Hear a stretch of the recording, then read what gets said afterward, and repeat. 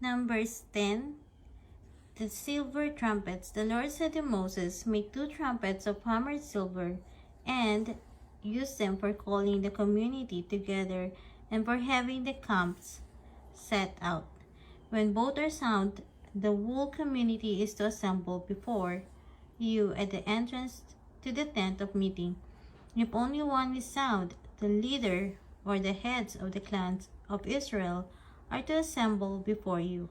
When a trumpet blast is sound, the tribes camping on the east are to set out at the sounding of a second blast. The camps on the south are to set out. The blast will be the signal for setting out. To gather the assembly, blow the trumpets, but not with the signal for setting out. The sons of Aaron, the priest, are to blow the trumpets. This is to be a lasting ordinance for you and the generation to come, when you go into a battle in your own land against an enemy who is oppressing you. Sound a blast on the trumpets, then you will be remembered by the Lord your God and rescued from your enemies.